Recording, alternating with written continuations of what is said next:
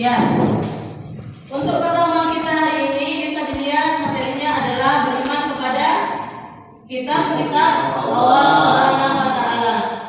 Nah, bisa dilihat di depan tujuan pembelajaran kita untuk pertemuan kali ini. Yang pertama, setelah melakukan literasi, peserta didik diharapkan mampu memahami arti iman kepada kitab-kitab Allah Subhanahu wa Ta'ala dengan baik. Ya, kemudian yang kedua, setelah mengikuti proses pembelajaran, peserta didik diharapkan mampu menganalisis isi dari kitab-kitab yang diturunkan Allah Subhanahu wa Ta'ala kepada Nabi dan Rasulnya. Kemudian yang ketiga, setelah mencermati lembar SKPD, kalian diharapkan mampu mengetahui isi yang terkandung di dalam kitab suci Al-Quran, keistimewaan, kemudian nama lain, serta perilaku yang mencerminkan beriman kepada kitab-kitab Allah Subhanahu wa Ta'ala. Nah, selanjutnya silahkan kalian baca bukunya. Saya beri waktu 5 menit.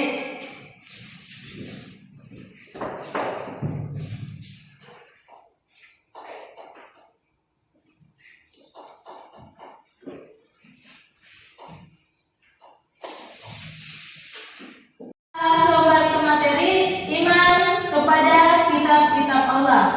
Pernah dengar kata iman? Pernah. Siapa yang bisa apa artinya iman? Waktu. Iman artinya yakin, percaya, dan membenarkan. Ya, iman artinya yakin, percaya atau membenarkan. Ya, kita dari atas untuk teman kita. Ya, kemudian jika diartikan secara istilah, iman artinya meyakini dengan sepenuh hati, diucapkan dengan lisan bahwa Allah Subhanahu wa Ta'ala telah menurunkan kitab-kitabnya kepada Rasul pilihannya untuk dijadikan pedoman hidup umat manusia. ya, meyakini dengan sepenuh hati, diucapkan dengan lisan bahwasanya Allah telah menurunkan kitab-kitabnya kepada Rasul-Rasul pilihannya.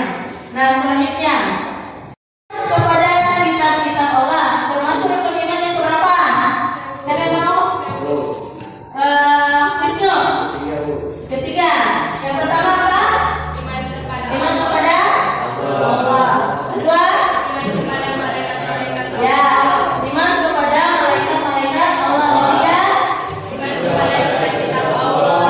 Allah. Empat, Iman kepada Nabi dan Rasul. ya, iman kepada Nabi dan Rasul. Kelima, Iman kepada hari akhir dulu atau kadar-kadar dulu?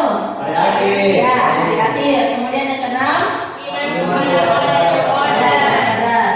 ya, selanjutnya pernah diturunkan Allah Subhanahu wa Ta'ala kepada Nabi dan Rasulnya ada berapa? Ya, empat.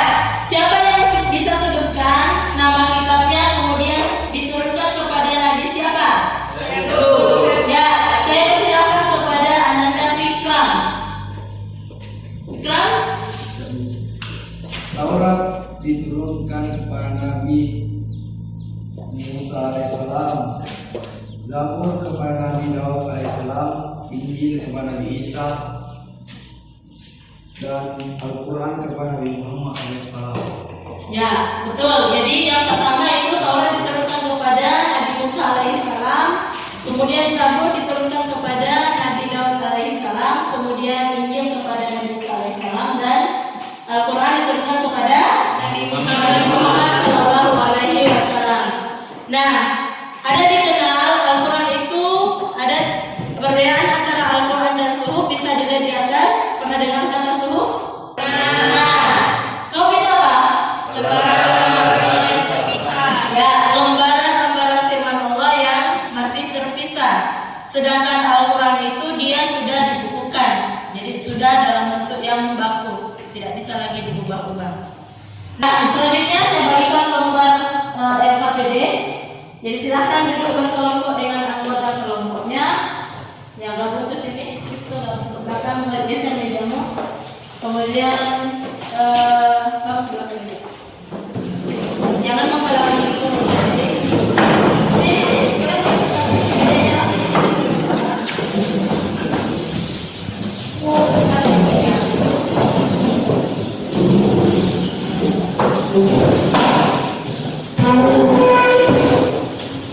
Ya, untuk lembaran LKPD bisa dilihat ada dua gambar yang saya tampilkan.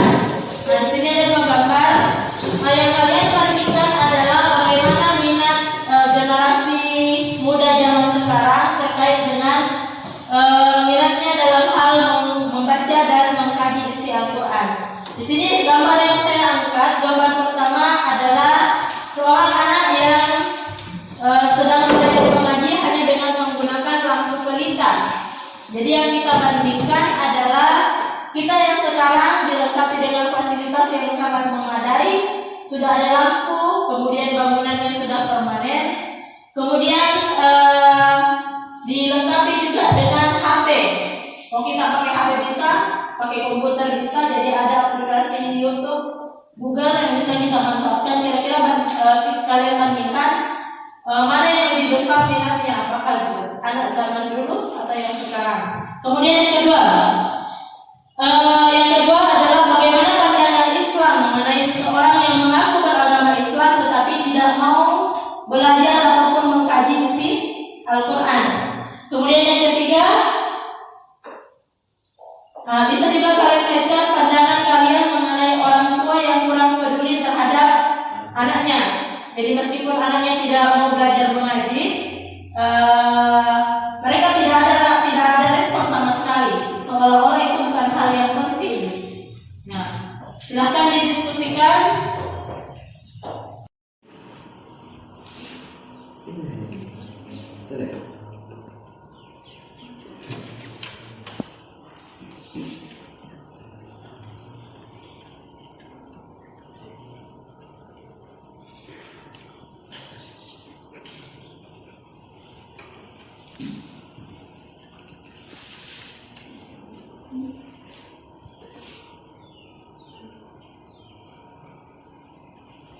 Assalamualaikum warahmatullahi wabarakatuh.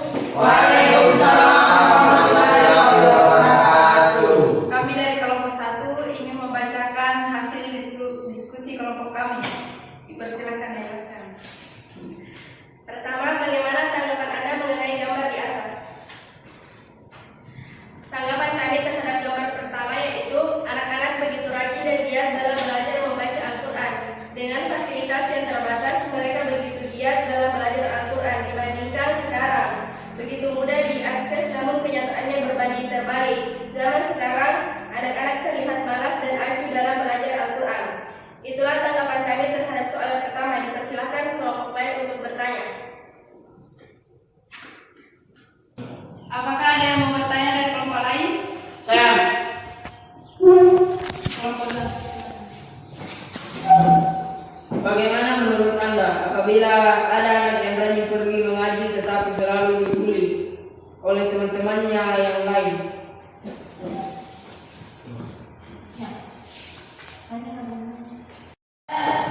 Ada yang mau bertanya? Saya. Oke, kelompok 1. Menurut Anda, apa penyebab siswa malas belajar Al-Quran di zaman sekarang? Baiklah, saya akan menjawab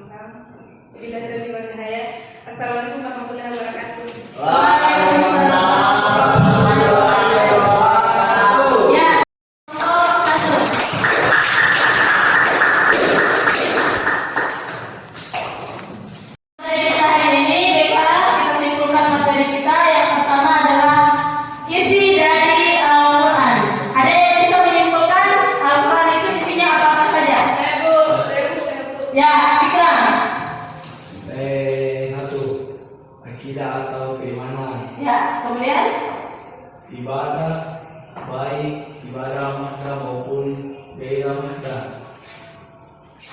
3. Akhlak seorang hamba kepada khalik, kepada sama manusia dan alam sekitarnya. Jadi Al-Quran itu yang pertama dia membahas mengenai akidah atau keimanan. Kemudian yang kedua bisa dilihat ibadah baik ibadah mahda maupun ibadah ghairu mahda. Kemudian akhlak seorang hamba kepada khaliknya, kemudian akhlak seorang hamba kepada sesama manusia dan akhlak seorang hamba kepada makhluk lain. Kemudian isi Al-Quran itu juga menjelaskan mengenai muamalah, jadi hubungan antara manusia yang satu dengan manusia yang lain. Kemudian Al-Quran berisikan tentang kisah-kisah para nabi dan rasul, kemudian kisah orang-orang soleh dan kisah orang-orang yang ingkar terhadap isinya. Ya, selanjutnya kita masuk ke penerapan perilaku mulia. Ada yang bisa memberikan contoh? Ya, Resi. 1. Meyakinkan bahwa kitab-kitab suci sebelumnya Al-Quran datang dari Allah Subhanahu wa Ta'ala. 2. Al-Quran sudah dijaga kemudiannya oleh Allah Subhanahu wa Ta'ala. 3. Menjadikan Al-Quran sebagai petunjuk dan pedoman hidup dan tidak sekali-kali berpedoman kepada Allah Subhanahu wa Ta'ala. 4. Berusaha untuk membaca Al-Quran dalam segala keselamatan di kala suka maupun duka, kemudian belajar memahami arti dan isinya. 5. Berusaha untuk mengamalkan isi Al-Quran di dalam kehidupan sehari-hari, baik di waktu sempit maupun di waktu luang. Ya, terima kasih untuk Ananda Resi. Jadi ada beberapa perilaku mulia yang bisa diterangkan. Ya, berusaha mengamalkan isi Al-Quran dalam kehidupan sehari-hari, baik dalam waktu lapang maupun sempit. Kemudian berusaha membaca Al-Quran di segala kesempatan, baik dalam keadaan suka maupun duka. Kemudian menjadikan Al-Quran sebagai petunjuk pedoman hidup dan tidak sekali-kali berpedoman kepada selain Al-Quran. Selanjutnya, apa kira-kira manfaat yang kalian peroleh setelah mempelajari materi beriman kepada kitab-kitab Allah? Ada yang bisa? Ya, saya silakan kepada Ananda Laila. Setelah mempelajari materi tentang Al-Quran, kita bisa lebih paham apa saja isi Al-Quran. Ya, terima